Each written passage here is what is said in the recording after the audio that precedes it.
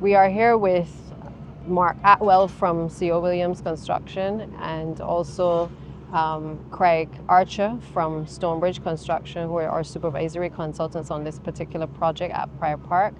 A few months ago, back in September, we would have visited this site and indicated to the public that we were starting roadworks at Prior Park.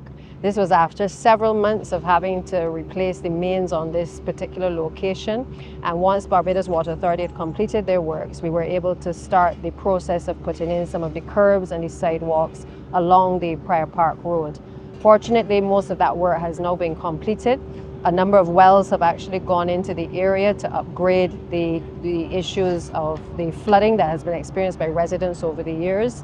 And today we are, for the first time, being able to pave the area, starting from the stretch by Redmond's Village and making our way towards the roundabout in Prior Park. There are some additional works that will be done in the actual roundabout over the course of the next couple of weeks, and they will continue along the westerly side of Prior Park to be able to complete the paving along that section.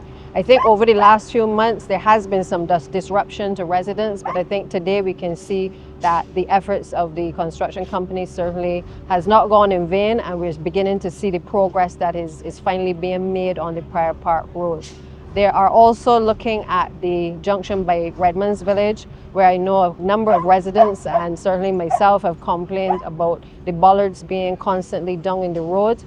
That is part of the project as well and will be addressed over the course of the next few weeks to be able to make sure that that junction is much safer than it currently is, and to ensure that the full improvements are brought to this particular area here at Prior Park.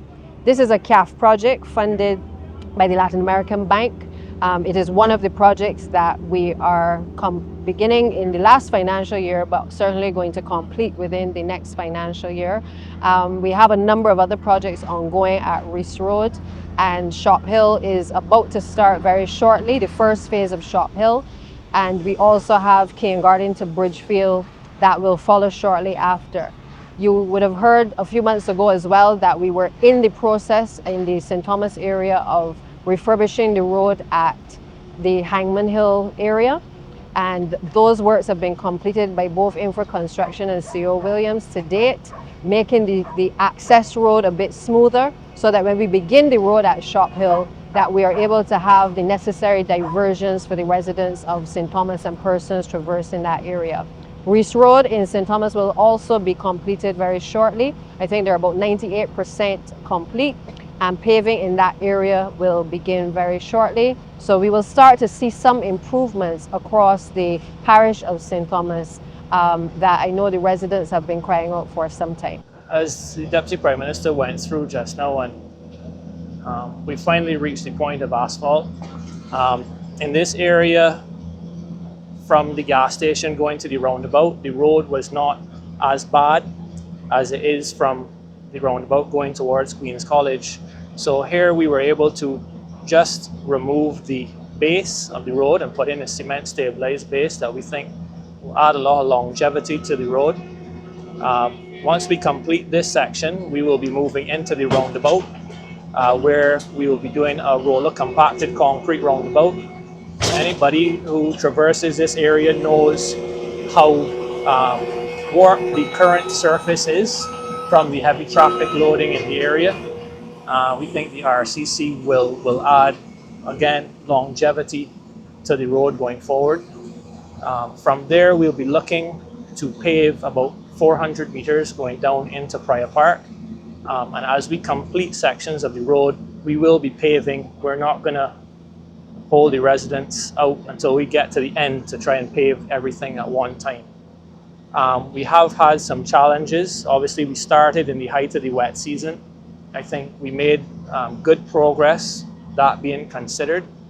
And the last challenge we faced, because we were hoping to get the first 500 meters paved before Christmas, was the base of the road itself in that section. Even though we had carried out test pits prior to construction, obviously a test pit is very localized. When we stripped that base off, we realized there was a lot of mud and clays underneath the road, and they, along with the ministry, instructed us to fully excavate that out, again, for the longevity of the road, so you don't have to be coming back to these things again and again. In that itself, it made it a little challenging because we had already cast the curbs and put in the drainage, so that extended our timeline for that particular section. We will be fully excavating the road going all the way down, so the residents will see that we'll excavate before we put in the curbs going forward. And we're still committed. We're going into the dry season now, so our timeline for our schedule is end of March. We think that it's very realistic for us to complete. And as I said, we'll be completing sections as we go. So end of March will be full completion till the end, not, residents that have been going through the construction since September, not seeing asphalt to the end of March. They should see asphalt on that first 400 meters by the end of January. Again, continuing on from where we are now.